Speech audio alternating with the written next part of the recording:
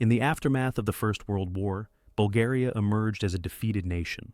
The Treaty of Neuilly-sur-Seine in 1919 imposed territorial losses, military restrictions, and financial reparations. Western Thrace was ceded to Greece, cutting Bulgaria off from the Aegean Sea. Southern Dobruja remained under Romanian control. These outcomes fed a sense of national grievance, especially among the political and military elite, who viewed Bulgaria's wartime alliances as betrayed and its interests sacrificed. During the interwar years, Bulgarian foreign policy oscillated between isolation and cautious engagement. Successive governments struggled with internal instability, economic challenges, and the unresolved legacy of territorial revisionism. Bulgaria's population, particularly in rural areas, remained impoverished. King Boris III, who came to power in 1918, gradually asserted greater authority by the late 1930s, ruling as an authoritarian monarch with parliamentary institutions that retained only limited autonomy. Geopolitically, Bulgaria was wedged between larger powers with competing interests. To the north, Romania remained a rival over the Dobruja region. To the south, Yugoslavia and Greece were both wary of Bulgarian intentions, particularly due to historic Bulgarian support for armed revolutionary groups in Macedonia. To the east, the Soviet Union represented an ideological and geopolitical enigma. Although Bulgaria maintained diplomatic relations with the USSR, they remained distant. To the west, Germany and Italy, both increasingly assertive in the 1930s, offered an alternative to Bulgaria's diplomatic marginalization. As Nazi Germany expanded its influence in Europe through the Anschluss of Austria and the occupation of Czechoslovakia, Bulgaria watched cautiously. The German-Soviet Non-Aggression Pact of August 1939 was particularly significant in Sofia. It meant that the USSR, at least temporarily, was not a threat to Germany's eastern ambitions. Bulgaria, in turn, saw potential in aligning with Germany, not least because of the possibility of territorial revision. In early 1940, the collapse of France and the diplomatic isolation of Britain created an opening for pro-German diplomacy to flourish in the Balkans. In September 1940, the Treaty of Craiova was signed under German and Italian mediation.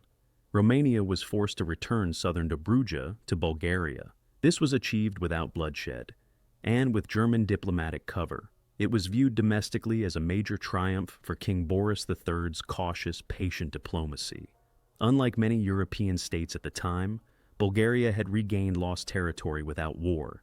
This success solidified pro-German sentiment in political circles, but also underscored Bulgaria's growing dependence on Berlin. At the same time, Bulgaria remained deeply cautious about further commitments. King Boris III and his government, led by Prime Minister Bogdan Filov, were not ideologically aligned with National Socialism. While anti-communist and nationalist in orientation, Bulgaria did not pursue the kind of radical internal transformation seen in Germany or Italy. The country also lacked a mass fascist movement of its own, with serious influence on state policy. The Union of Bulgarian National Legions and similar groups existed, but their impact on policy remained limited. Popular sentiment in Bulgaria during this period was ambivalent. While economic ties with Germany had grown significantly, by 1941, over 60% of Bulgarian trade was with the Reich. There remained a general reluctance among the population to become involved in another European war. Memories of the national trauma caused by previous defeats in 1913 and 1918 were still fresh. There was little appetite for military confrontation, especially against the Soviet Union, which many Bulgarians viewed with a mixture of wariness and cultural familiarity due to shared Slavic and Orthodox traditions. Nevertheless, the pressure to choose sides became unavoidable. With the Axis consolidating its grip on Central and Eastern Europe, Hitler sought to secure his southern flank ahead of the planned invasion of the Soviet Union. Romania, under General Antonescu, had already joined the Axis in November 1940. Hungary followed soon after. Germany now turned its attention to Bulgaria, urging it to join the Tripartite Pact and allow German troops to cross its territory for operations in the Balkans. In February 1941, under growing German pressure, Bulgaria agreed to allow the transit of Wehrmacht forces through its territory. On March 1, 1941, Bulgaria formally acceded to the Tripartite Pact, aligning itself with Germany, Italy, and Japan. This was framed domestically as a defensive alliance to protect Bulgarian interests. Public reaction was mixed, though largely passive. Few demonstrations occurred, and political opposition was muted by the authoritarian structure of the regime. Within days, German forces began entering Bulgaria. Their target was not the Soviet Union, but Greece and Yugoslavia. On April 6, 1941, Operation Merida was launched. German troops advanced southward from Bulgaria into Greece and westward into Yugoslavia. Bulgaria did not participate directly in the fighting. However, it quickly moved to occupy territories in Macedonia and western Thrace once Greek and Yugoslav resistance collapsed. These regions were presented as historic Bulgarian lands, lost in the Balkan Wars, and now finally recovered. This expansion marked the high point of Bulgarian territorial revisionism during the war. By mid-1941, Bulgaria's borders had reached what many nationalists considered their rightful extent. Yet Bulgaria still had not declared war on the Soviet Union. When Germany launched Operation Barbarossa on June 22, 1941, it expected its allies to contribute to the campaign. Romania, Finland, Hungary, and Italy all sent troops. Bulgaria did not. This absence was not accidental. King Boris III refused German requests to send Bulgarian forces to the Eastern Front. Nor did Bulgaria sever diplomatic relations with the USSR. It was one of the few Axis-aligned countries that retained its Soviet embassy. The rationale behind this decision was multi-layered and rooted in Bulgaria's unique strategic calculus, one that would continue to shape its wartime conduct in the years to follow.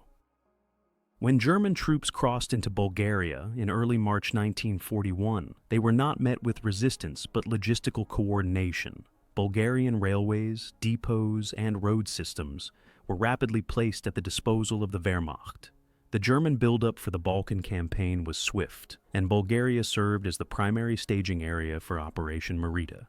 However, the Bulgarian army remained stationed away from the front lines, and its involvement was limited to logistical support and subsequent occupation duties after combat operations ceased. The military leadership in Sofia, led by Chief of the General Staff General Konstantin Lukash, was fully aware of the strategic implications of hosting German forces. While it fulfilled alliance obligations under the Tripartite Pact, Bulgaria consciously avoided direct combat involvement. The army's deployment into parts of Macedonia and western Thrace occurred only after the German military had secured control of the region. Bulgarian forces were tasked with administrative functions, border control, and policing. They were not integrated into the German order of battle, nor given offensive roles beyond their occupation zone. As German forces turned northward in April 1941 to defeat Yugoslavia and southward to occupy Greece, Bulgaria solidified its territorial gains. On April 20th, Bulgarian units crossed into Vardar, Macedonia. By April 30th, they had secured control of large parts of the region, including Skopje and Bitola. Similarly, Bulgarian occupation authorities were installed in western Thrace, including Xanthi and Komotini. These moves were met with mixed reactions by local populations. Some Slavic-speaking communities viewed Bulgarian troops as liberators, while others resisted or remained indifferent. Within weeks, Bulgaria had extended its effective control over roughly 4,000 square kilometers of territory. Yet these gains came with new complexities. The region was ethnically diverse, politically fragmented, and economically strained. Bulgarian authorities implemented policies aimed at administrative integration, including language mandates, currency changes, and school reforms. However, resistance from Greek and Serbian populations, as well as sporadic partisan activity, signaled that occupation would not be without cost. Despite this expanding role in the Balkans, Bulgaria still refrained from declaring war on the Soviet Union. When Operation Barbarossa began on June 22, 1941, Germany launched the largest land invasion in history. Over 3 million Axis troops, including 6,000 Romanians and thousands of Hungarians and Italians, crossed into Soviet territory. Bulgaria, by contrast, limited its response to symbolic support. It declared a state of war with the United Kingdom and the United States in December 1941, following German requests, but did not join the anti-Soviet coalition militarily or diplomatically. King Boris III justified this stance through several channels. First, there were practical military concerns. The Bulgarian army, consisting of roughly 35,000 troops on mobilization, was not equipped or trained for operations on the Eastern Front. Its doctrine and organization were designed for regional defense, not large-scale mechanized warfare. Furthermore, the army was preoccupied with securing occupied territories and suppressing increasing resistance movements, particularly in Macedonia and Thrace. Second, domestic political considerations played a decisive role. While the Bulgarian government had curtailed political opposition, it remained sensitive to public opinion. Among the population, the Soviet Union retained a complex and often sympathetic image. Pan-Slavism, shared Orthodox faith, and cultural exchanges had fostered a degree of affinity with Russia, despite ideological differences. Many Bulgarians viewed the USSR as a historical ally, especially in the memory of the 19th century Russo-Turkish War of 1877-1878, which had led to Bulgarian independence. Third, Bulgaria's diplomatic strategy aimed at preserving room for maneuver in the event of a German defeat. By maintaining formal relations with the Soviet Union and avoiding combat against it, Bulgaria hoped to avoid post-war retribution. This was not a uniquely Bulgarian strategy. Finland, for example, refused to attack Leningrad directly and maintained a separate line of command, while Italy maintained limited contact with the USSR through intermediaries. In Bulgaria's case, neutrality toward the Soviet Union was both a political calculation and a hedge against future uncertainty. Despite these efforts, pressure from Berlin continued. Hitler viewed Bulgaria's position as insufficiently committed. High-level meetings between German officials and the Bulgarian government repeatedly broached the subject of Soviet engagement. In January 1942, Joachim von Ribbentrop, the German foreign minister, expressed dissatisfaction with Bulgaria's limited participation in the war.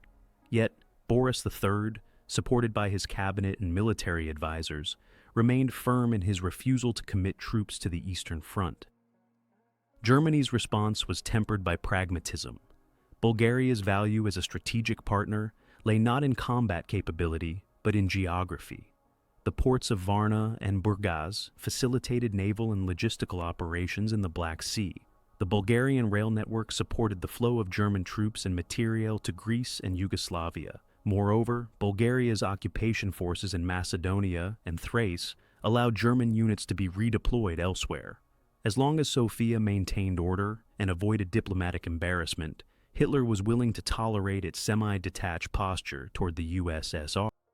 Meanwhile, within Bulgaria, the absence of war with the Soviet Union allowed for a relatively more stable home front compared to other Axis states. Food shortages, censorship, and surveillance were present, but the level of destruction experienced in Romania or Hungary was avoided. Air raids by the Western Allies began in 1943 and escalated into 1944, particularly targeting Sofia. Yet the human cost remained comparatively contained until the war's final phase. As the Eastern Front consumed hundreds of thousands of Axis lives and shifted dramatically after the Soviet victory at Stalingrad, Bulgaria's position became increasingly precarious. While not officially at war with the USSR, it remained a formal Axis member and an occupier of contested territory. Bulgarian leaders faced mounting questions. Could they maintain neutrality toward the Soviets while still enjoying the protection of Germany? And as the tide of war turned, would non-belligerence be enough to shield the country from Soviet retaliation? These dilemmas would intensify as Soviet forces approached the Balkans. By early 1943, the trajectory of the war in Eastern Europe had fundamentally changed. The German defeat at Stalingrad in February marked the first large-scale collapse of the Axis Eastern Offensive. The Wehrmacht's losses, over 25,000 men captured, wounded, or killed, forced a strategic recalibration. Romania and Hungary, already deeply committed on the front, were experiencing growing domestic unrest and military fatigue. In contrast, Bulgaria remained distant from the direct combat zones, still officially at peace with the Soviet Union, and increasingly cautious in its alliance with Germany. King Boris III and his government understood the implications of the shifting front lines. Bulgaria's wartime diplomacy, while anchored to the Axis through the Tripartite Pact, continued to operate on two levels. Officially, Sofia maintained military cooperation with the Reich. Bulgarian occupation forces in Macedonia and Thrace combated local partisans, cooperated with German security services, and secured transportation corridors. But simultaneously, Bulgarian leaders were attempting to cultivate an image of moderation in their external relations, especially with Moscow and the Western Allies. This dual policy manifested most clearly in Bulgaria's refusal to expel or deport its Jewish population. While Bulgarian authorities implemented many anti-Jewish laws under German pressure, beginning with the Law for Protection of the Nation in January 1941, they resisted demands for mass deportation.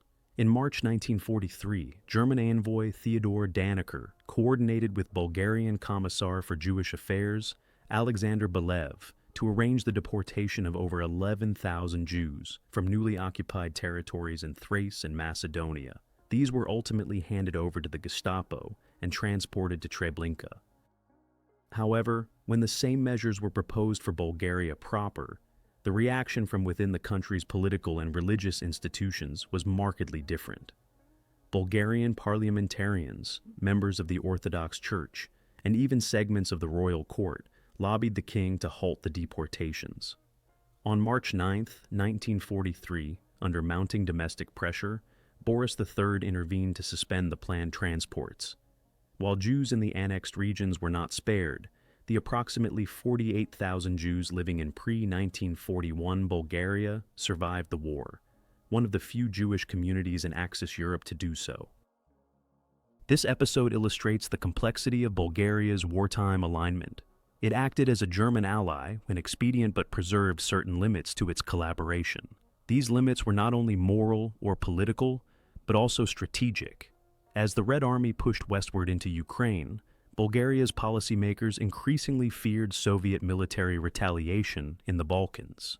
The Bulgarian army was kept away from the Eastern Front, not simply out of cultural affinity or domestic sentiment, but because Boris III and his advisors recognized the danger of provoking the USSR directly. The king himself was central to this balancing act. His personal authority, though not absolute, gave cohesion to Bulgaria's dual-track foreign policy. Yet his unexpected death in August 1943 introduced a dangerous vacuum. Officially, Boris died of heart failure shortly after returning from tense meetings with Hitler at Berghof, during which the Führer had once again pressured him to send troops to the Eastern Front. The timing of his death gave rise to persistent, though unproven, rumors of poisoning. With the monarch gone, a regency council took power in the name of the 6-year-old heir, Simeon II. Executive authority fell increasingly to Prime Minister Bogdan Filov, a loyal German collaborator, and Defense Minister General Nikola Mihov. However, the internal cohesion that Boris III had maintained began to fracture. Political elites, military officers, and the palace bureaucracy were divided over how long Bulgaria could sustain its ambiguous position. German demands were intensifying, Soviet victories were accelerating, and internal unrest, particularly in Macedonia and among leftist circles, was becoming more pronounced. By late 1943, Allied bombing of Bulgarian cities began in earnest. On November 14th, American B-25 and B-24 bombers, flying from bases in Italy, struck Sofia. The city's limited air defenses were quickly overwhelmed. Dozens of civilians were killed, and infrastructure damage disrupted transportation and communications. These attacks continued into 1944, reaching a peak in March with a massive raid involving over 450 aircraft. The bombings inflicted over 4,000 deaths across multiple cities and provoked a sense of crisis among the population. The civilian impact of these air raids was politically significant. They undermined the government's claims that Bulgaria was a peripheral player in the war and immune from its full consequences. Public morale began to waver. Opposition to the war grew, particularly among urban populations and political moderates. The Communist Party, though banned, expanded its underground networks and found support among students, workers, and disaffected army officers. In response, the government intensified repression. Censorship tightened. Police raids against suspected partisans and leftist activists increased. The Ministry of War expanded surveillance operations within the army. Yet these measures did little to halt the erosion of loyalty. Bulgarian troops in Macedonia and Thrace faced a growing partisan insurgency. Units of the Yugoslav partisans and Greek ELAS fighters launched ambushes, destroyed rail lines, and assassinated Bulgarian officials. Maintaining order required ever larger troop deployments and harsher reprisals. Meanwhile, German officials pressed for greater Bulgarian involvement on the Eastern Front. In early 1944, Berlin proposed that Bulgaria send at least a symbolic military formation, an infantry division or volunteer legion, to Ukraine. The request was framed as a demonstration of loyalty and a necessity for Axis cohesion. The Bulgarian High Command declined. General Ivan Marinov, newly appointed Chief of Staff, argued that such a deployment would be both militarily insignificant and politically suicidal. Nevertheless, Bulgaria remained entangled in the German war effort. Wehrmacht logistics still relied on Bulgarian railways. Luftwaffe units operated from Bulgarian airfields, particularly in defense of the Balkans and Aegean. German SS and SD personnel cooperated with Bulgarian police to hunt down partisans. In effect, Bulgaria's neutrality toward the USSR coexisted with operational dependence on German military power. This contradiction grew more untenable as Soviet forces neared the Carpathians in the summer of 1944. By July, the Red Army had reached the Prut River, Romania's eastern frontier. Operation Bagration had shattered Army Group Center, and Soviet armor was advancing rapidly through Poland and into the Balkans. German defenses in the region were collapsing. The Soviet threat to Bulgaria was no longer hypothetical. It was imminent. In Sofia, political leaders debated how to react. Should they preemptively leave the Axis, declare neutrality, seek Allied mediation, or hope that Germany would somehow stabilize the front? As the options narrowed, Bulgaria faced an increasingly urgent dilemma. Its long-standing refusal to declare war on the USSR had preserved a narrow diplomatic channel, but not immunity from consequences. The German military presence on Bulgarian soil, the occupation of contested territories, and the continued repression of anti-Axis resistance made neutrality implausible in the eyes of Moscow.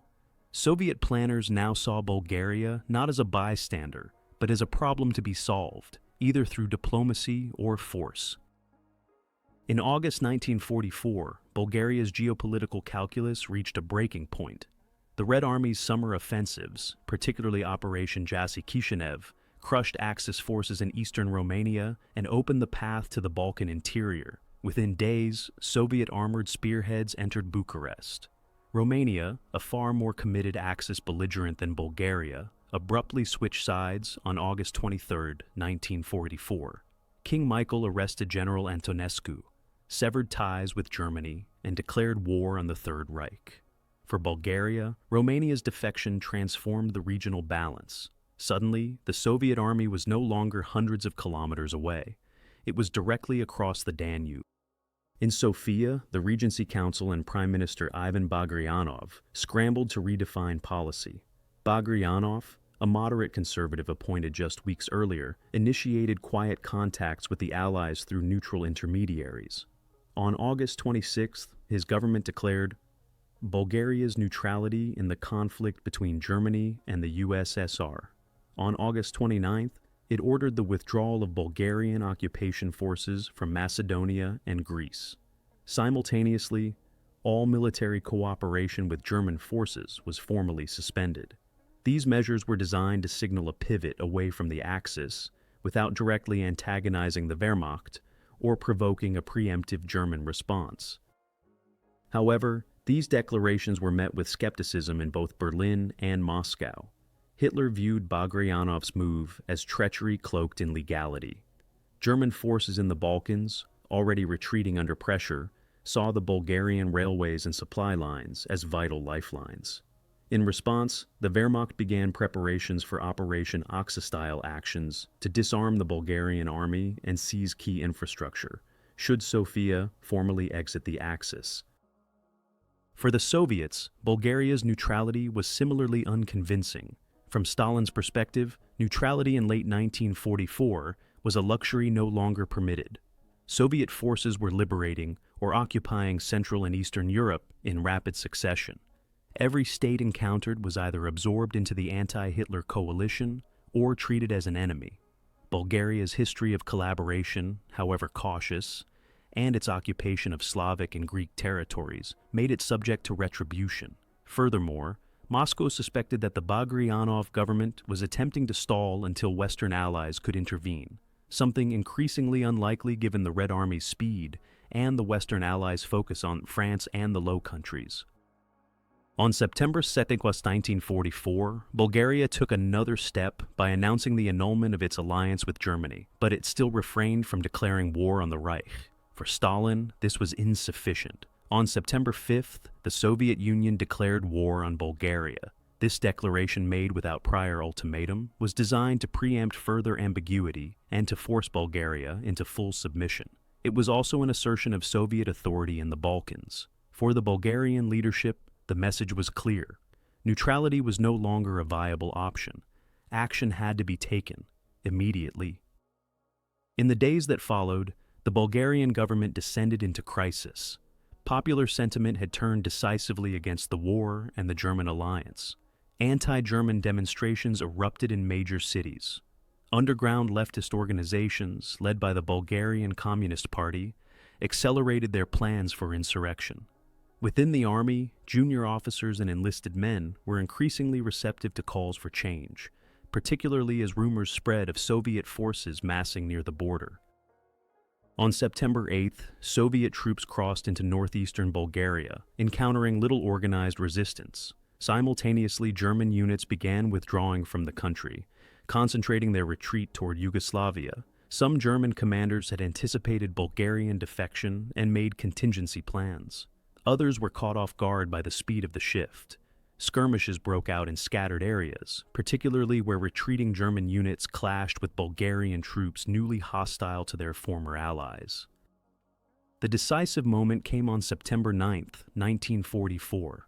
A coalition of leftist forces, coordinated by the Fatherland Front, a broad anti-fascist alliance including communists, agrarians, socialists, and dissident military officers, staged a coup d'état in Sofia.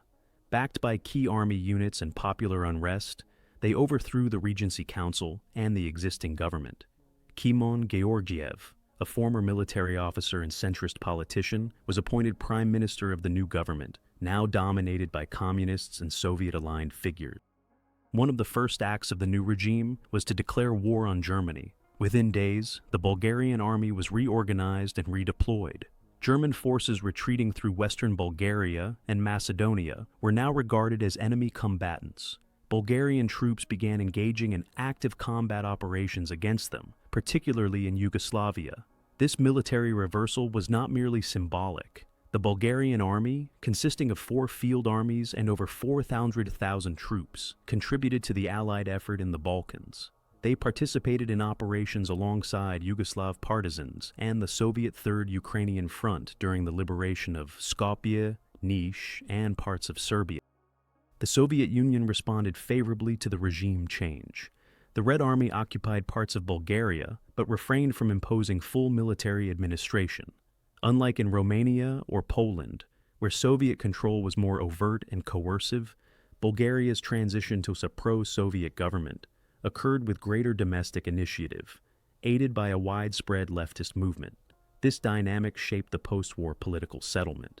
Nevertheless, the presence of Soviet troops ensured compliance and discouraged any revival of pro-Western sentiment or independent foreign policy. The shift in Bulgaria's international status was rapid. Within weeks, it moved from Axis associate to co-belligerent. The Western allies, notably Britain and the United States, remained wary of recognizing the new regime, but accepted its contribution to the war effort. Bulgarian diplomats attempted to secure post-war guarantees and territorial adjustments, particularly regarding Macedonia, but were largely sidelined in major Allied deliberations. The Yalta Conference of February 1945 confirmed the dominant Soviet role in Bulgaria's post-war future. On the battlefield, Bulgarian units continued to engage German forces until the final months of the war. Their operations in Yugoslavia and Hungary, often coordinated with Soviet commands, contributed to the expulsion of Axis forces from the Balkans. Casualties among Bulgarian troops during this late phase of the war numbered approximately 3,000. These losses, while significant, were framed by the new government as sacrifices for national redemption. Meanwhile, within Bulgaria, the new authorities began restructuring political life. The monarchy was formally abolished in 1946 following a national referendum. The Fatherland Front solidified control over all aspects of governance. The Communist Party, under Georgy Dimitrov, gradually marginalized its coalition partners and initiated a program of economic nationalization, land redistribution, and political purges. Former officials of the royal regime, military officers, and perceived collaborators were arrested, tried, and, in many cases, executed. Among them were former Prime Ministers Filov and Mihov, both sentenced by the People's Court established in 1945. Thus, the Bulgarian dilemma, the decision to remain technically at peace with the Soviet Union while aligned with Nazi Germany, ended not through careful diplomacy, but under the pressure of Soviet tanks, domestic upheaval, and strategic collapse.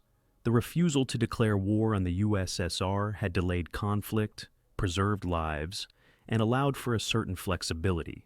But, in the end, Bulgaria was drawn into the maelstrom of total war and revolution, not by choice, but by the unrelenting logic of geopolitical collapse. The transition from Axis-aligned monarchy to Soviet-backed revolutionary government in Bulgaria in the autumn of 1944 brought about more than just a change in leadership. It marked a complete reorientation of the state's ideological and military position. The Bulgarian army, which had spent the war garrisoning Macedonia and Thrace without engaging the Red Army, was now deployed against retreating German forces in coordination with Soviet and Yugoslav forces. This new role involved not only direct combat, but also a transformation in strategic doctrine, logistics, and command integration. Under the authority of the Fatherland Front, Bulgarian military operations were rapidly redirected. The most immediate task was to block German withdrawals through the Balkan corridor toward Austria. In late September 1944, Bulgarian forces were incorporated into the Third Ukrainian Front's broader offensive structure. The Bulgarian First Army, under General Vladimir Stoichev, was assigned operational sectors in southeastern Serbia and eventually southern Hungary. This was a significant escalation. It marked the first time Bulgarian troops had operated outside territories they considered ethnically or historically Bulgarian since the Balkan Wars. By October, Bulgarian troops were engaged in heavy fighting around Niš and the Morava Valley. Coordinating with Tito's partisans and Soviet mechanized units, they helped drive German forces from key transport nodes. These engagements were logistically challenging. Bulgarian units lacked some of the modern equipment and heavy artillery possessed by Soviet counterparts. Nonetheless, their contributions were viewed as militarily useful and politically symbolic. Further operations followed along the Danube corridor. The Bulgarian Second Army was deployed along the Yugoslav-Hungarian border, tasked with cutting off German lines of retreat and supply. Engagements in this area included clashes near Zajačar, Vršac, and Novi Sad. Bulgarian casualties mounted during these campaigns, but the army remained intact and motivated, its role now framed in terms of anti-fascist liberation and national redemption. Propaganda emphasized Bulgaria's fight against Hitlerism, and new military decorations and promotions were distributed to reward this abrupt reversal in allegiance. The Red Army, while maintaining overall strategic control in the region, allowed the Bulgarian military a degree of operational independence not granted to some other co-belligerents. This was partly due to the quick coup in Sofia and the prompt alignment of the Fatherland Front with Soviet interests.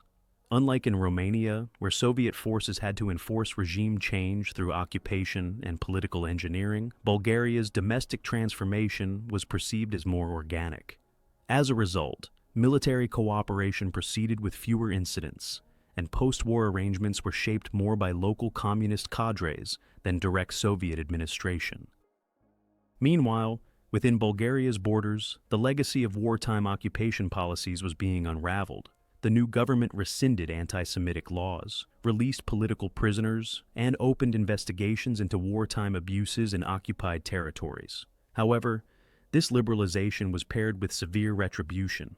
The People's Court, established in late 1944, initiated large-scale prosecutions of political, military, and civil service personnel associated with the royal regime.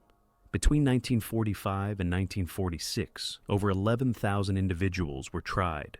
Of these, more than 2,700 were sentenced to death and executed, while thousands more received long prison terms or property confiscation.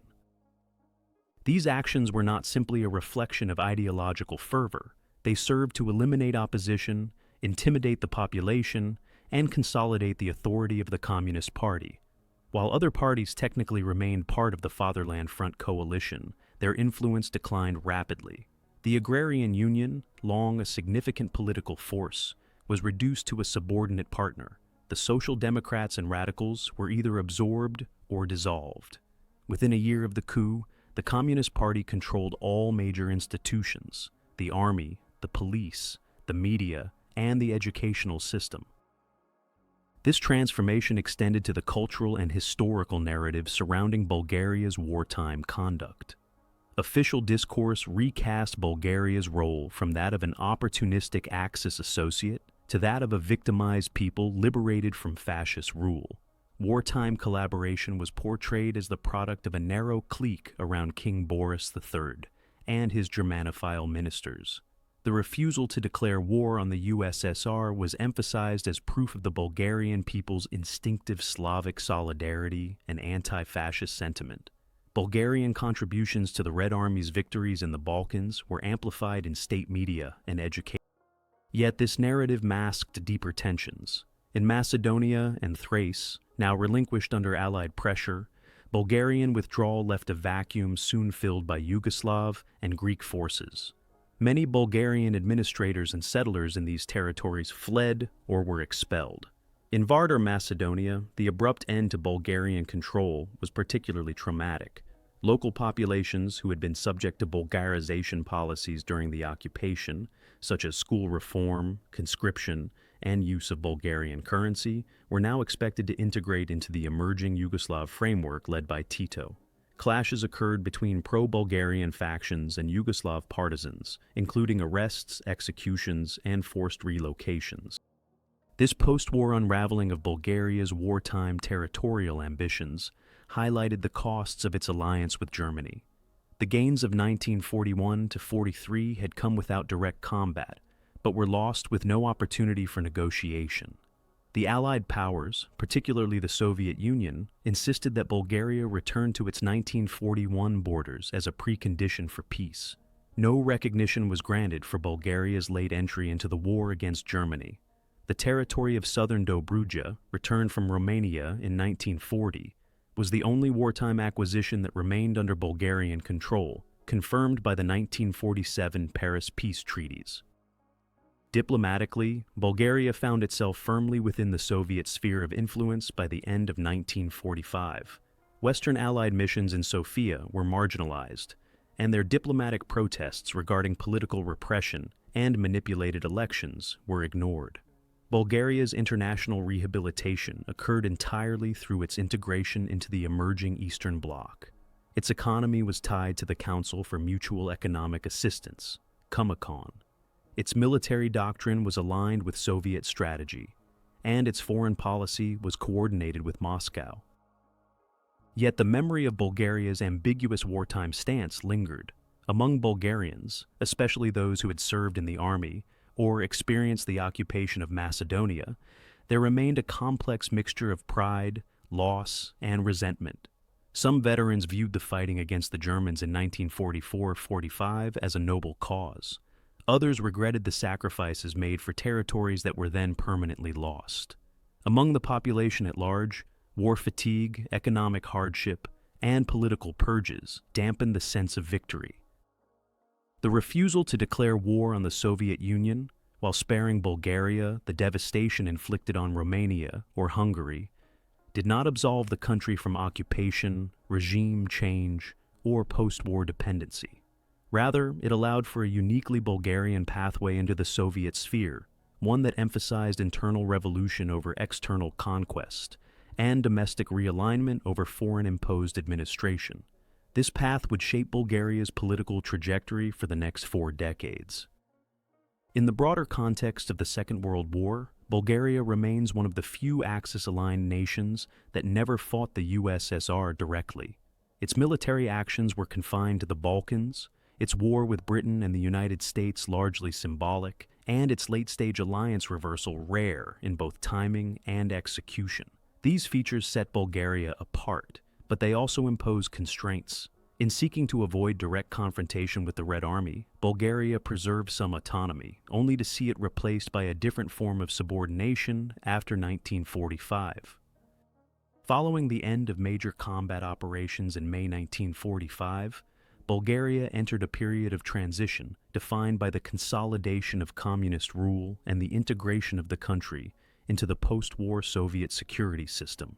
Though the war had concluded, the consequences of Bulgaria's wartime positioning, its delayed break with Germany, its ambiguous occupation record, and its last-minute entry into combat shaped both domestic politics and foreign relations. The peak of Bulgaria's military involvement in World War II, from September 1944 to May 1945, had passed, but its political repercussions were just beginning to crystallize. Militarily, the Bulgarian army continued to serve as an auxiliary force within Soviet-led operations until the German surrender. Between October 1944 and March 1945, Bulgarian troops took part in campaigns in Hungary and Eastern Austria. The First Army, under General Stoichev, was assigned to support the Red Army's efforts along the southern axis of the Vienna offensive. In the process, Bulgarian forces saw extensive combat near Lake Balaton and the Austrian border, participating in the suppression of the German Operation Frühlingserwachen, Hitler's last major offensive in the east. By the end of the campaign, over 45,000 Bulgarian troops had been mobilized since the September 1944 reversal. Of these, approximately 3,000 were killed or wounded in action. While these losses were not on the scale of Soviet, German, or even Romanian casualties, they were significant for a country whose wartime policy had previously emphasized non-engagement. In official propaganda, these sacrifices were emphasized as proof of Bulgaria's redemption and full integration into the Allied cause. However, this narrative of redemption through combat masked the deep transformation occurring behind the front lines. As the Bulgarian army fought against German forces abroad, the Fatherland Front government accelerated internal restructuring. The Bulgarian Communist Party, BCP, though not yet formally dominant, began consolidating its hold on key state institutions. The Ministry of the Interior, now under communist control, expanded its security apparatus with Soviet guidance. The police were reorganized along NKVD lines. Political opponents were surveilled, arrested, and in many cases imprisoned without trial. A series of purges within the army followed. Officers deemed unreliable, either because of previous loyalty to the monarchy or due to suspected Western sympathies, were dismissed or reassigned. By the end of 1946, hundreds of senior and mid-level officers had been removed. Soviet military advisors, while not openly commanding Bulgarian units, were embedded across key staff positions, especially in logistics, intelligence, and artillery coordination. The transformation of the Bulgarian army into a loyal instrument of the emerging socialist state was methodical and comprehensive. In parallel, the political landscape was redrawn. The Fatherland Front, initially conceived as a broad anti-fascist coalition, gradually became a vehicle for BCP dominance. Through a mixture of political maneuvering, administrative pressure, and intimidation, the communists marginalized their coalition partners. In November 1945, Parliamentary elections were held under conditions that the United States and the United Kingdom considered neither free nor fair. The BCP and its allies claimed a decisive victory, giving them control over the legislature. A referendum held in September 1946 sealed the fate of the monarchy. Official results claimed that over 90% of voters supported the abolition of the monarchy and the establishment of a republic. King Simeon II, still a child, was forced into exile alongside his mother. The new People's Republic of Bulgaria was declared, with Georgy Dimitrov, previously leader of the Comintern and a prominent figure in international communism, returning from Moscow to assume leadership.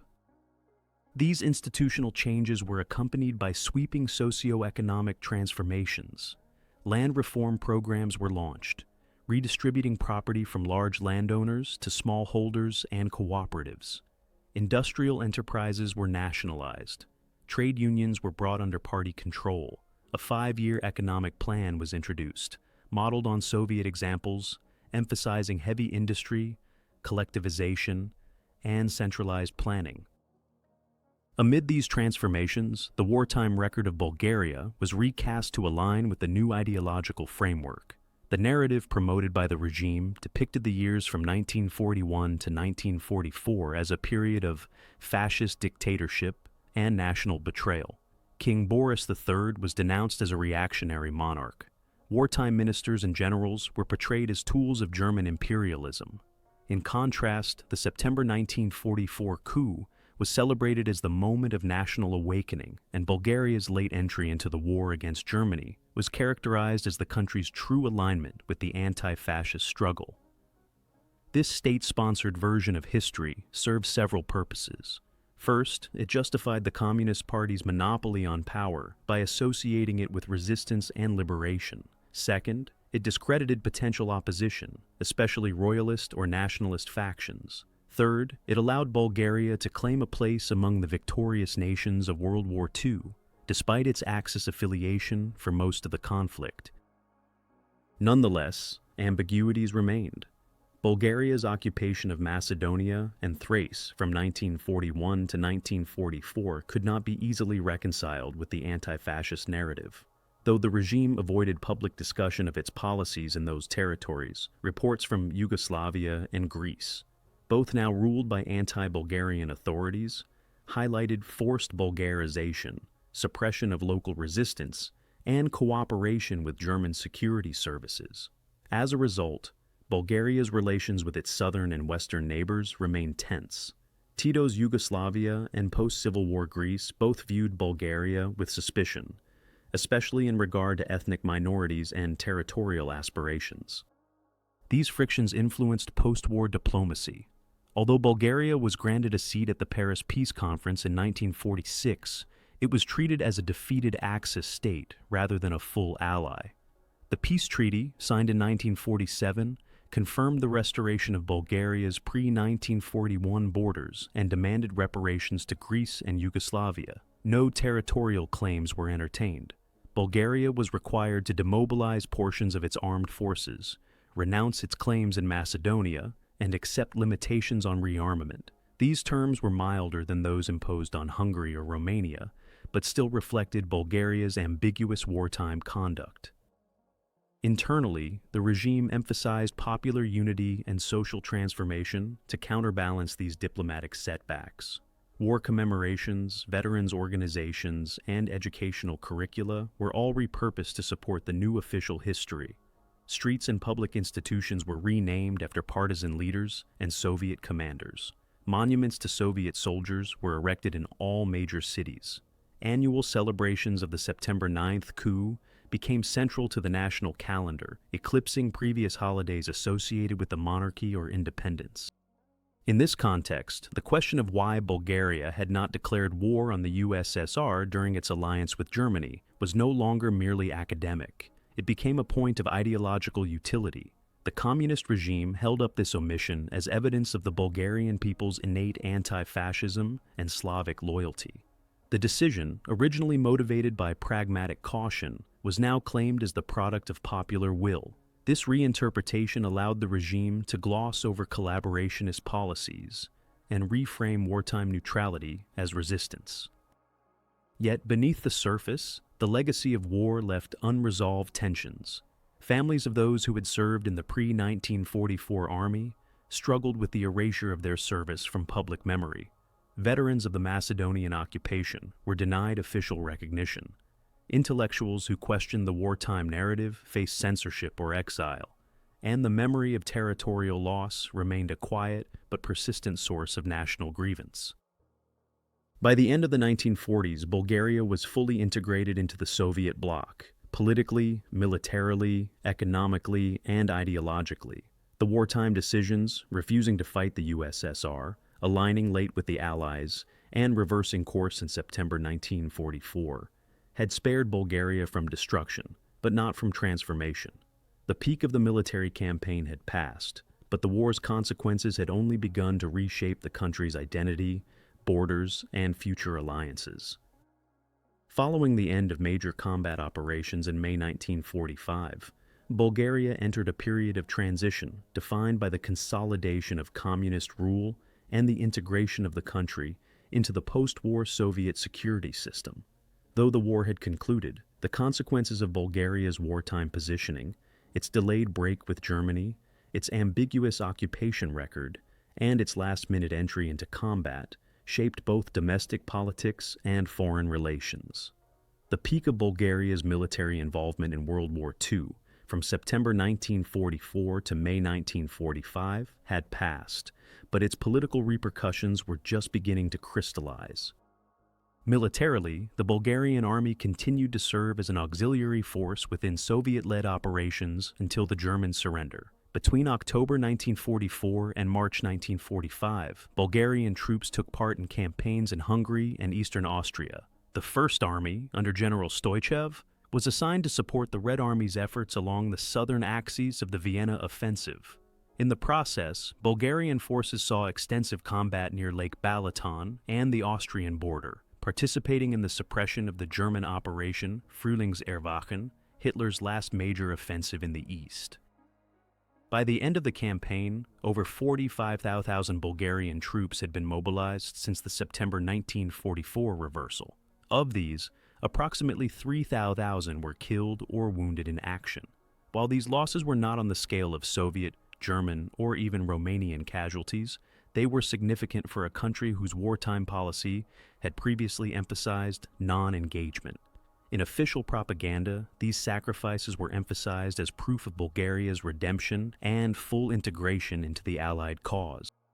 However, this narrative of redemption through combat masked the deep transformation occurring behind the front lines.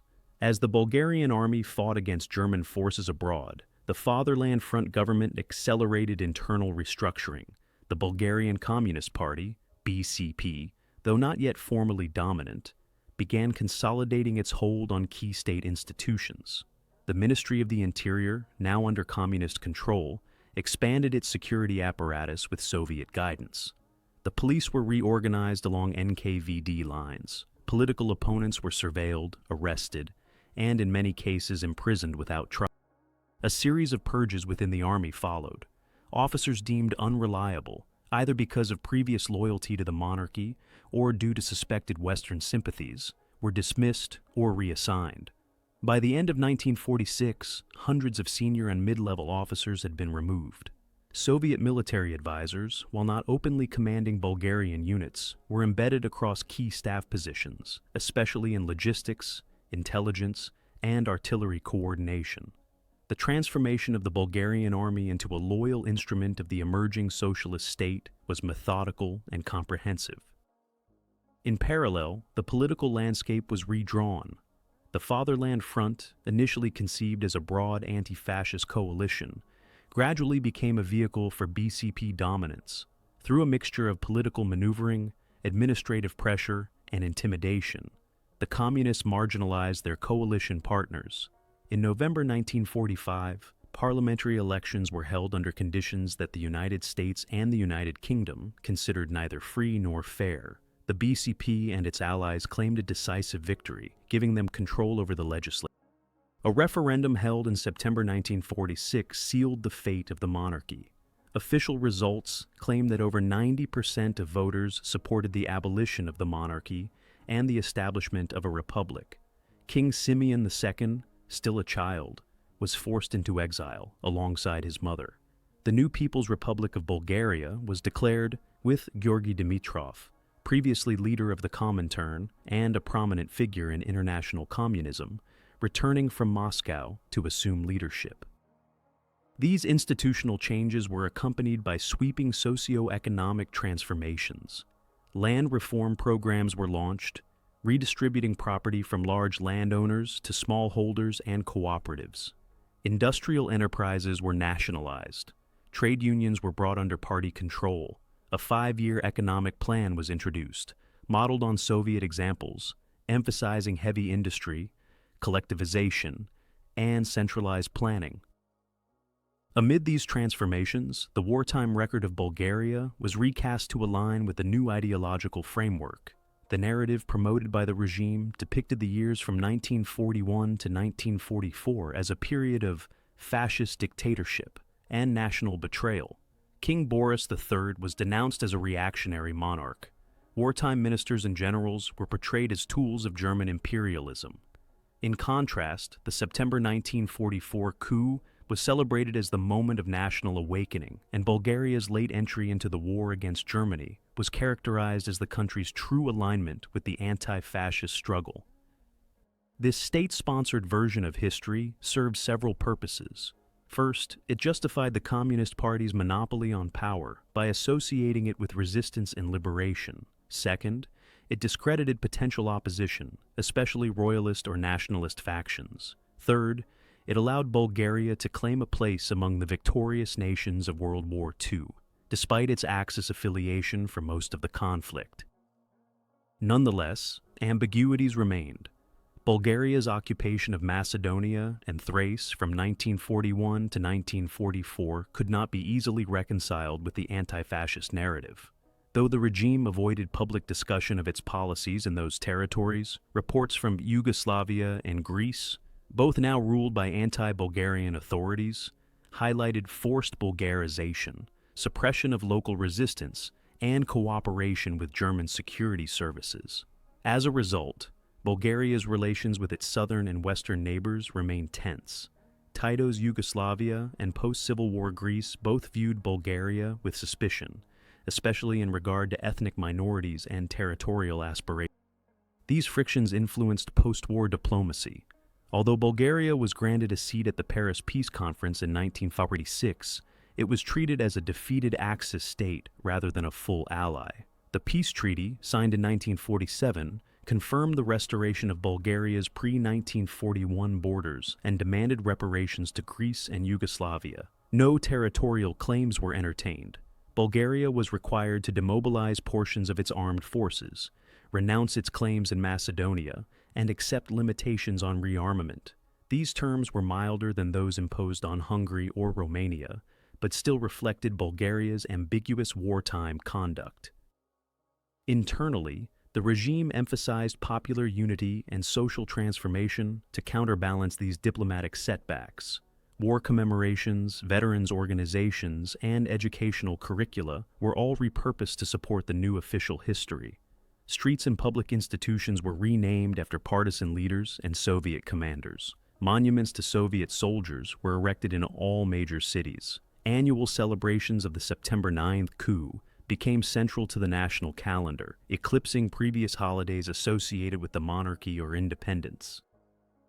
In this context, the question of why Bulgaria had not declared war on the USSR during its alliance with Germany was no longer merely academic. It became a point of ideological utility. The communist regime held up this omission as evidence of the Bulgarian people's innate anti-fascism and Slavic loyalty. The decision, originally motivated by pragmatic caution, was now claimed as the product of popular will. This reinterpretation allowed the regime to gloss over collaborationist policies and reframe wartime neutrality as resistance.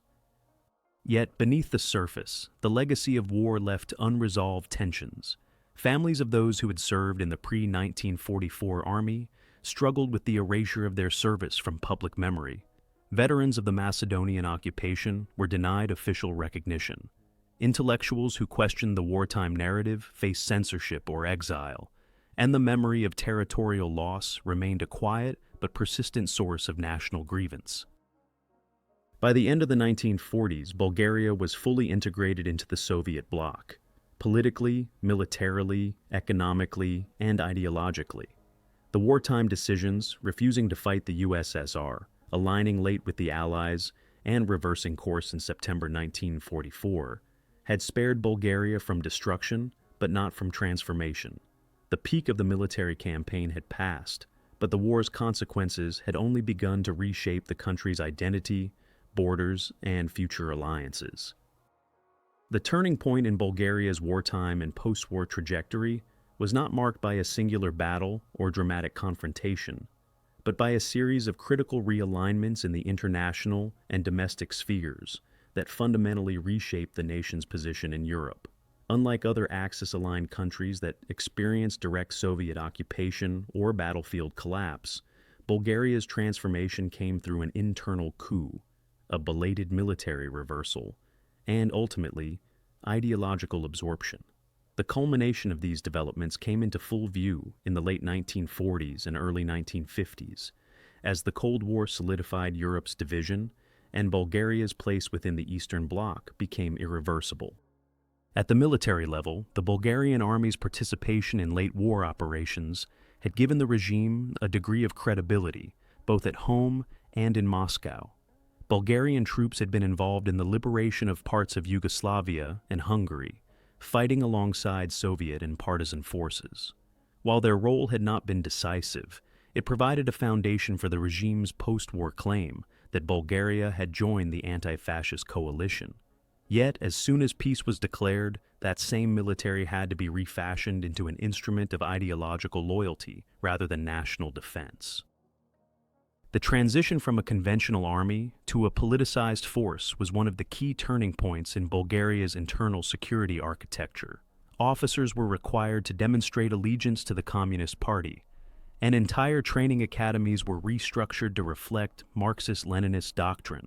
Military units were also increasingly involved in civilian infrastructure projects, echoing Soviet practices and mobilizing manpower for political economic goals. The role of the army thus shifted from external defense to internal cohesion, a transformation characteristic of satellite states during the early Cold War. In foreign policy, Bulgaria completed its break from the pre-1944 paradigm of territorial revisionism and alignment with Germany. The loss of Macedonia, Western Thrace, and other occupied territories was now permanent. Attempts to renegotiate these borders were diplomatically unviable and ideologically contradictory, especially as Bulgaria had formally renounced such claims in the 1947 Paris Peace Treaty. The new emphasis in Bulgarian diplomacy became loyalty to Soviet foreign policy and participation in international socialist solidarity movements. One of the most consequential shifts occurred in the realm of identity and historical memory. The regime understood that historical interpretation was not merely academic, but essential to legitimacy. This prompted the elevation of specific turning points. The 1944 coup, the anti-German military campaigns, and the communist-led resistance into foundational myths of the People's Republic. By contrast, events that complicated this narrative, such as Bulgaria's initial alliance with Nazi Germany or the occupation of neighboring territories, were repressed or reframed. Public discourse around Bulgaria's refusal to declare war on the Soviet Union took on a mythic quality. The regime claimed that the Bulgarian people had instinctively resisted such a declaration out of Slavic brotherhood and anti-fascist sentiment. In reality, as earlier sections have shown, this refusal was based on strategic caution by King Boris III and military leadership wary of antagonizing Moscow. Nonetheless, the official narrative served an important function. It allowed the communist regime to retroactively legitimize Bulgaria's alignment with the USSR and present its past as part of an unbroken trajectory towards socialism. This effort to reconstruct the national narrative reached its turning point during the Stalin era, particularly between 1949 and 1953. Under Georgy Dimitrov's leadership, Bulgaria became one of the most ideologically rigid states in the Soviet orbit. Dimitrov, with his background in international communism and direct personal ties to Stalin, pursued policies that emphasized ideological purity over pragmatic governance. During this period, Bulgaria undertook mass collectivization, nationalized nearly all major industries, and enacted cultural policies that suppressed dissenting voices in literature, academia, and the arts. Simultaneously, the state security apparatus expanded its reach. Political trials, surveillance, and informant networks became features of everyday life. The turning point here was the transformation of opposition, from something overt and political to something private and internalized. Many Bulgarians, especially those who had served in the wartime army or lived through the German alliance period, learned to avoid discussions of the past or mask their views. This atmosphere of conformity and fear ensured the stability of the regime, but at the cost of civic dynamism. Internationally, Bulgaria's unwavering alignment with Moscow earned it a unique status among Warsaw Pact members. In contrast to Poland or Hungary, where uprisings and reformist movements periodically challenged Soviet authority, Bulgaria remained a loyal client state. This loyalty was rooted not only in ideology, but also in the historical trajectory established during the war. The absence of direct military confrontation with the USSR, combined with the symbolic reversal in 1944, allowed Bulgarian leaders to claim a special relationship with the Soviet Union, one built on trust, gratitude, and shared history. The ultimate expression of this was seen in the adoption of the 1947 Dimitrov Constitution, modeled closely on the 1936 Soviet Constitution. This legal framework codified the supremacy of the Communist Party, the central planning economy, and the suppression of counter-revolutionary elements. It represented the institutional turning point by which Bulgaria's wartime ambiguity was converted into post-war orthodoxy. The Constitution also redefined citizenship, national symbols, and educational curricula, all designed to produce a socialist consciousness rooted in selective memory of the war years. Yet, even as the regime appeared stable, signs of tension persisted. Veterans of the Royal Army, families of purged officials, and exiled intellectuals continued to carry memories of a different Bulgaria, one where national interest had once been pursued independently of great power blocs. These undercurrents, though suppressed, contributed to the long-term brittleness of the system. The inability to fully reconcile the wartime past with the present political order meant that the regime had to constantly reinforce its legitimacy through propaganda, surveillance, and cultural control. The death of Stalin in March 1953 marked a broader turning point in Eastern Europe, including Bulgaria. While initial reactions in Sofia were cautious, the subsequent de-Stalinization process under Khrushchev forced the Bulgarian leadership to confront aspects of the past that had been institutionalized under Dimitrov. The cult of personality, show trials, and repressive security policies were gradually moderated. However, the core narrative of Bulgaria's wartime conduct remained intact. The story of a nation that, through popular will and communist leadership, had broken with fascism and embraced socialism. Thus, the turning point for Bulgaria was not a moment of sudden change, but a convergence of military realignment, ideological reconstruction, and geopolitical submission. The decision not to declare war on the USSR, a decision born of caution, became the cornerstone of a myth that supported decades of one-party rule. By avoiding direct conflict with the Red Army, Bulgaria had sidestepped the devastation experienced by other Axis nations. But in doing so, it had also exchanged one form of dependency for another, one rooted not in tanks and treaties, but in memory, narrative, and ideological alignment. By the end of the Second World War and into the early 1950s, Bulgaria's combat operations had ceased, its monarchy abolished, and its political identity reshaped. Yet the aftermath of its wartime policies, especially the refusal to declare war on the Soviet Union while being a formal member of the Axis, continued to influence the country's post-war positioning, both domestically and internationally. The consequences of its choices during the war did not dissipate with the cessation of hostilities. Instead, they deepened through a prolonged process of political retaliation, societal re-engineering, and the imposition of ideological conformity. One of the most visible consequences of Bulgaria's wartime alignment with Germany, despite not participating in the invasion of the USSR, was the Soviet military occupation of key strategic areas beginning in September 1944. Although Soviet troops encountered no serious Bulgarian resistance during their advance, they maintained a limited occupation presence until late 1947. Their role was not to administer daily governance, as in parts of Romania or Germany, but to ensure the successful consolidation of a pro-Soviet regime and to supervise purges of the old order. This occupation had tangible consequences. It allowed the USSR to shape Bulgaria's security services, political structures, and post-war economy from the outset. Soviet advisors worked directly with Bulgarian Communist Party cadres to arrest, interrogate, and try those deemed collaborators, monarchists, or opponents of the new regime. The People's Court, Narodny Sud, established in December 1944, conducted mass trials that sentenced over 2,700 individuals to death and imprisoned tens of thousands more. Among those executed were former Prime Minister Bogdan Filov, regents of the monarchy, military officers, and members of parliament who had served under the royal regime. The rationale behind these purges was both retributive and preventative. On one level, they were presented as justice for collaboration with fascism. On another, they aimed to dismantle the social and political infrastructure of pre-1944 Bulgaria to prevent any future opposition. The trials were often based on vague accusations, lacked due process, and relied heavily on forced confessions and political considerations rather than legal standards. The purge created a climate of fear that extended far beyond those directly targeted, reshaping public behavior, silencing dissent, and eroding the possibility of pluralistic political culture. Another direct consequence of the war's aftermath was the forced restructuring of national identity.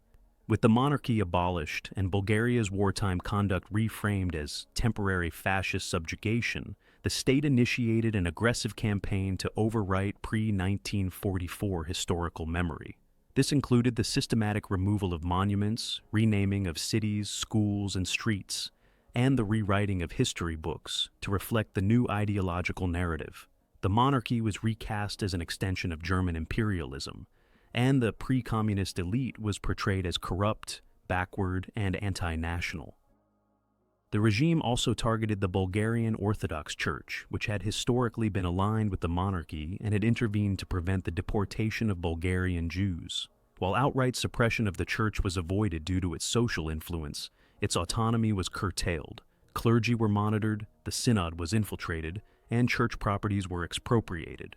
Religious education was banned in schools, and the public role of religion was diminished in favor of a state-controlled civil culture built around socialist festivals and partisan commemoration. Territorially, the cost of the Axis alliance became clear in the loss of claims over Macedonia and Thrace.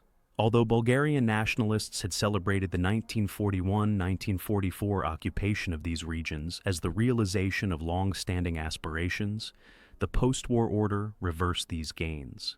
Under pressure from both the Western Allies and the Soviet Union, Bulgaria withdrew from these territories by late 1944.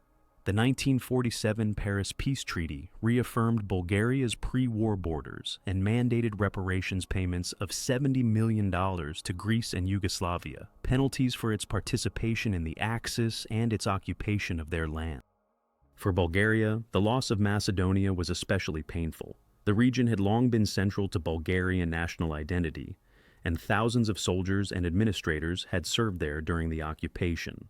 Following the end of the war, Yugoslavia under Tito incorporated Vardar Macedonia into the new Federal Republic and initiated a campaign of Macedonianization.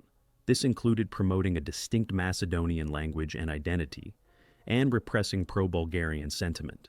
Bulgarian schools, books, and cultural institutions were banned.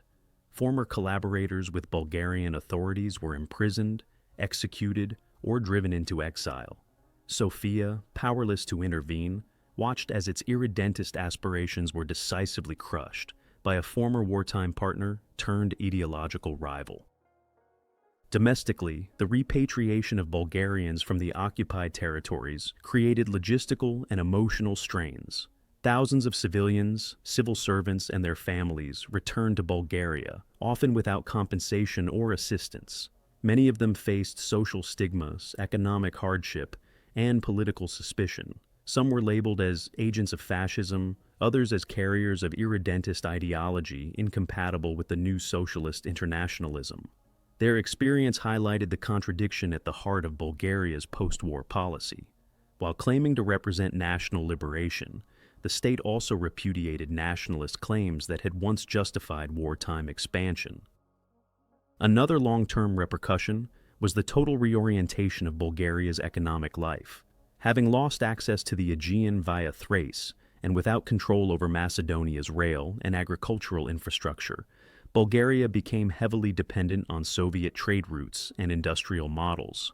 The centrally planned economy, introduced in stages between 1947 and 1952, prioritized heavy industry and collectivized agriculture. This transformation, while reducing dependence on Western markets, also limited Bulgaria's economic flexibility. By the early 1950s, over 90% of industrial output was state-controlled, and trade with the USSR accounted for nearly 75% of total foreign exchange.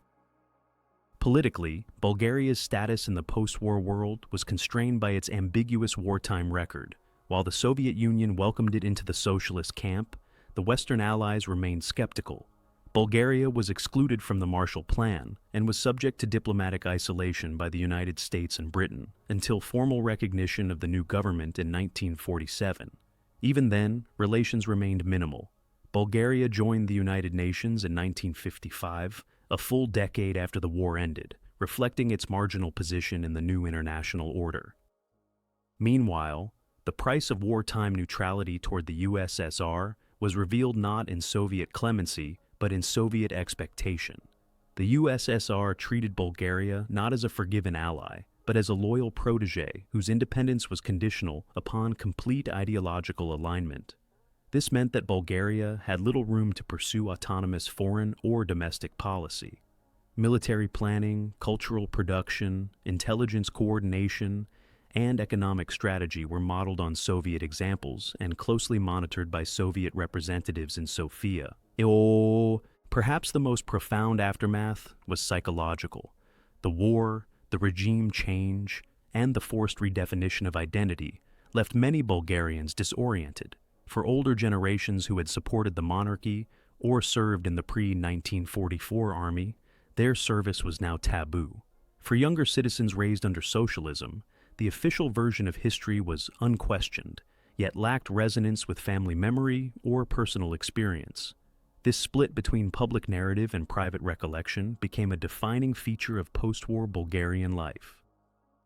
In summary, Bulgaria's decision to refrain from declaring war on the Soviet Union spared it from immediate devastation, but it did not prevent occupation, regime change, or loss of territory. The aftermath of this policy choice unfolded over years, producing trials, repression, identity shifts, and diplomatic marginalization.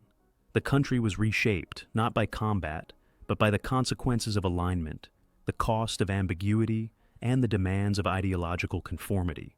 By the early 1950s, Bulgaria's wartime decisions had been codified into a narrative of redemption and revolution, but only through a complete rupture with the political and cultural legacy of the past. The long-term legacy of Bulgaria's wartime stance, its alliance with Nazi Germany without ever declaring war on the Soviet Union, remains one of the more complex and debated aspects of the country's 20th century history. Over the decades that followed, the official memory of the war and Bulgaria's ambiguous role within it was carefully curated to serve political needs, cultural narratives, and ideological legitimacy. The tension between historical reality and state-sponsored memory shaped Bulgarian identity throughout the Cold War and left an enduring impact on the nation's post-communist. During the 4 decades of socialist rule that followed World War II, the Bulgarian Communist Party institutionalized a narrative in which the war was presented as a moral struggle between fascism and anti-fascism. with the Bulgarian people ultimately redeemed by their September 1944 uprising and subsequent alliance with the Soviet Union. This version of events was embedded in school curricula, media, commemorative rituals, and public monuments. Central to this story was the portrayal of the refusal to declare war on the USSR as evidence of the Bulgarian people's deep-rooted Slavic brotherhood, rather than the product of diplomatic calculation or geopolitical caution. Official historiography highlighted the role of communist partisans who were credited with resisting fascism from within, even during the years when Bulgaria was under Axis alignment. This selective emphasis allowed the regime to claim a unique moral standing. Unlike Romania or Hungary, Bulgaria was depicted as a country that had never truly betrayed the anti-fascist cause. The mass participation of Bulgarian troops in the final offensives against Nazi Germany in 1944-1945 was central to this redemptive narrative, even though it had occurred only after Soviet forces crossed the Danube. Yet beneath the surface, these claims left unresolved contradictions. Many aspects of Bulgaria's wartime conduct, such as the occupation of parts of Yugoslavia and Greece, the deportation of Jews from annexed territories, and the extensive cooperation with German military authorities, were omitted or downplayed. The rehabilitation of national heroes was tightly controlled. Those who had served the monarchy, regardless of their personal conduct, were excluded from public commemoration. Veterans of the pre-1944 army who had not joined the communist-led resistance were marginalized, and their stories were often erased from public discourse. Internationally, Bulgaria's wartime record complicated its standing. While it avoided the full military devastation that struck Germany, Poland, or the Soviet Union, it did not participate in the founding of the post-war order on equal terms. Excluded from the initial formation of the United Nations and the Marshall Plan, and treated as a defeated Axis state during the 1947 Paris Peace Conference, Bulgaria found itself in a dependent position, politically and economically. It was only through deep alignment with the Soviet Union that it secured a stable position within the bipolar structure of the Cold War. This dependency, however, came at the cost of strategic autonomy. For decades, Bulgaria functioned as one of the most loyal members of the Warsaw Pact, often referred to as the 16th Republic of the Soviet Union. Its foreign policy was entirely aligned with Moscow's interests, and its economy was structured around Soviet supply chains. Bulgarian intelligence and security services coordinated closely with their Soviet counterparts, particularly the KGB. Any efforts to reinterpret or critically examine Bulgaria's wartime past from outside the official framework were labeled as revisionism and suppressed. After the fall of communism in 1989, this carefully constructed memory structure collapsed. For the first time in decades, historians, journalists, and public figures began openly examining the inconsistencies, omissions, and moral ambiguities of Bulgaria's World War II experience. Archival documents were released. Oral histories were collected. Public debate emerged over how to characterize the years between 1941 and 1944, whether as a time of national compromise, strategic survival, or moral failure. One of the earliest and most visible aspects of this reevaluation concerned Bulgaria's treatment of its Jewish population during the Holocaust. The long-celebrated rescue of Bulgaria's Jews from deportation was re-examined alongside the deportations that did occur in occupied Macedonia and Thrace, where over 11,000 Jews were handed over to the Nazis and killed in Treblinka. The duality of saving one community while sacrificing another challenged the wartime narrative of moral exceptionality and raised difficult questions about state complicity and selective humanitarianism. Debates also intensified over the legacy of King Boris III. Under communism, he had been portrayed as a reactionary figure complicit with fascism. In the post-1989 period, some circles attempted to rehabilitate his image, pointing to his refusal to send troops against the USSR and his role in halting the deportation of Bulgaria's Jews from its pre-1941 territory. Statues were proposed, commemorative events organized, and discussions reopened about his death in 1943 and its possible links to tensions with Nazi Germany. Likewise, the actions of the Bulgarian army during the war were re-evaluated. While the post-1944 campaigns against Germany were still recognized, attention turned toward the nature of Bulgaria's military occupation of neighboring territories prior to the coup. Studies documented forced assimilation policies in Macedonia, suppression of partisan movements, and the administrative integration of Greek Thrace into Bulgarian institutions. For many, this revealed a level of engagement with the Axis war effort that had been previously obscured by official history. These re-evaluations extended into the broader question of the national identity. For decades, Bulgaria had defined itself as a loyal member of the socialist world, bound to the USSR by ideological conviction and historical gratitude.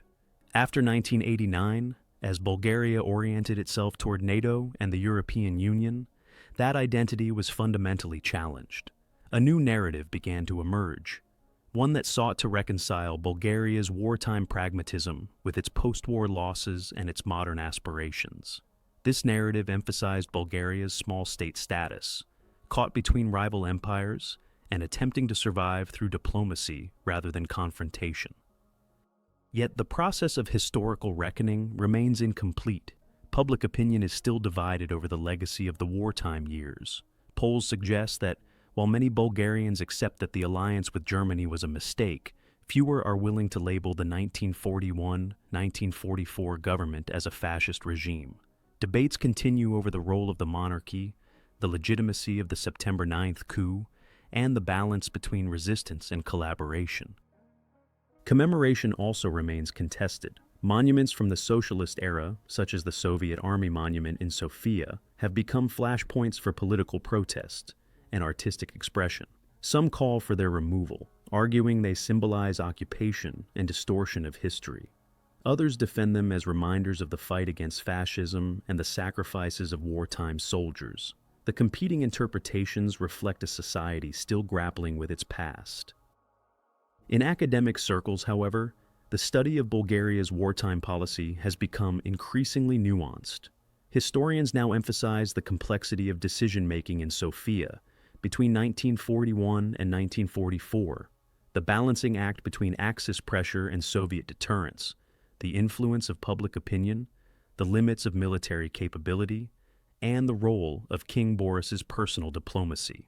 This scholarship resists binary judgments, focusing instead on Bulgaria's constrained agency within the larger machinery of global conflict. In the final analysis, the legacy of Bulgaria's refusal to declare war on the Soviet Union cannot be reduced to a single judgment. It was a decision shaped by strategic caution, national interest, and historical experience. It delayed confrontation, but did not prevent occupation. It preserved lives, but did not spare the country from political transformation. Its consequences were deferred, not avoided. What remains is a case study in wartime ambiguity, a reminder that in times of extreme polarization, the choices of small states are often dictated by survival rather than ideology. Bulgaria's war gamble, shaped by caution and hedging, ultimately placed it on both sides of the most destructive conflict in human history without ever fully belonging to either.